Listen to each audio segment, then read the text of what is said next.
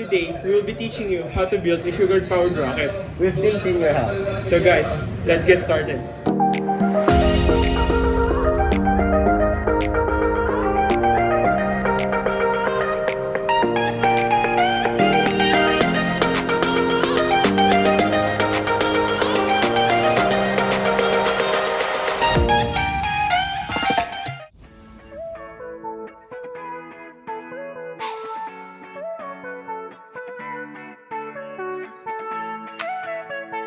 First step, we are going to need our PVC pipe, which is 32 by 2 millimeters.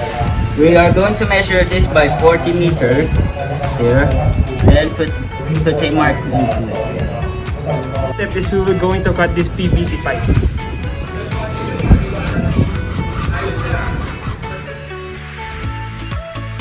Next step, we are going to use the 150 grit sandpaper to smoothen the body of the rocket. The body of the rocket. Now we will need the PVC socket, the PVC female socket, and a super glue. Now we will need to attach these two parts to the body of the rocket using the super glue. We will apply the super glue in the female adapter.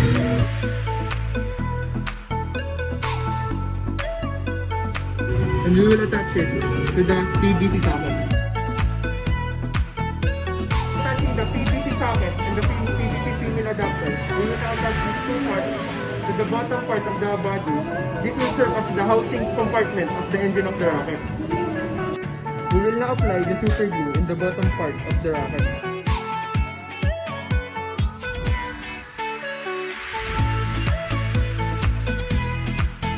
And now, we will attach the bottom part of the rocket to the housing compartment of the engine. The super glue will help the components to be stronger so it won't detach when it takes off. After building the body of the aircraft and attaching the bottom layer, we will now proceed to our rocket fin. We will be needing foam boards, protractor, ruler, pencil, and cutter. So for our measurements of our rocket fin, we will be using 9 inches in height. In the bottom layer would be 3 inches. And roughly in the side would be 2 inches. So that would leave us to 7.5 in the side, which equals to around 25 degrees in a protractor. For the measurements of the fin, we will now start to cut it by using a cutter and a ruler. We'll be using the ruler as a guide on cutting the foam board.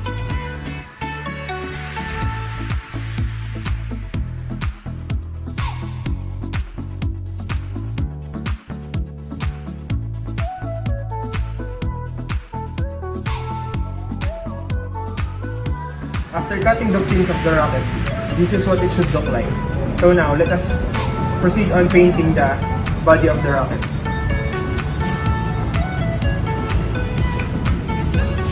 We'll be using a black spray paint to cover up the body of our rocket, but you can choose the own color of your rocket.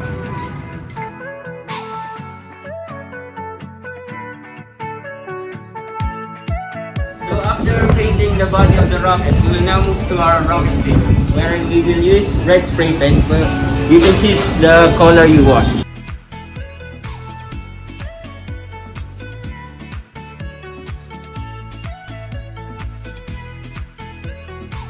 So now, for the head part of our rocket, we will use a recycled curtain rod socket.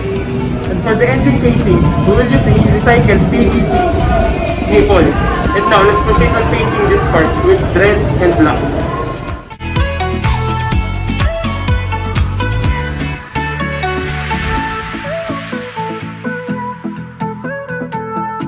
So after painting the different parts of the rocket, we will now proceed to attaching the rocket fins, the rocket nose, and the parachute.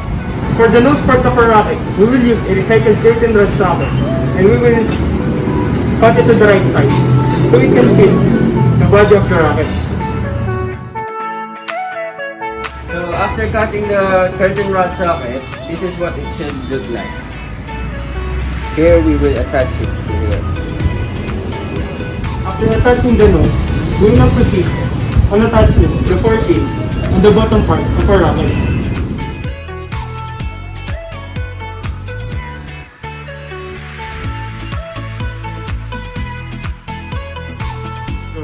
So after attaching all the parts of the rocket, this is what it should look like.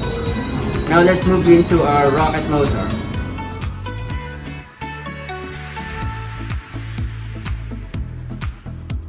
And for the engine of the rocket, we will need 50 liter potassium nitrate and powdered sugar. So now, we will put a small amount of 50 liter into our grinder and blend it so it becomes a powdered substance.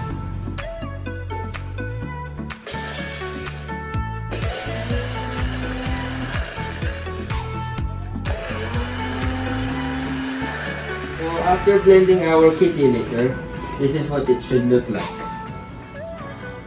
So next, we will now mix our potassium nitrate and our powdered sugar into this container and shake it gently for 5 minutes.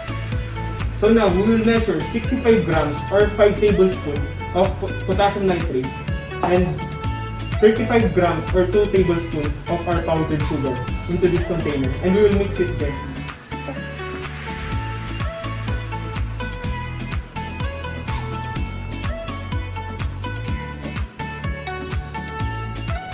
After mixing it for 5 minutes, we will now proceed on putting this solution inside this PVC nipple.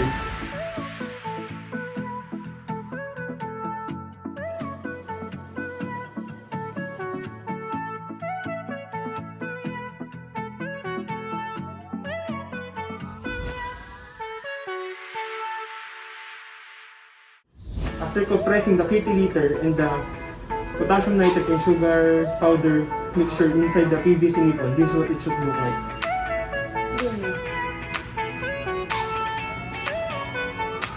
After building the engine rocket, we will now attach this part to the bottom part of the rocket. This will serve as the engine motor that will lift the rocket and will let it fly.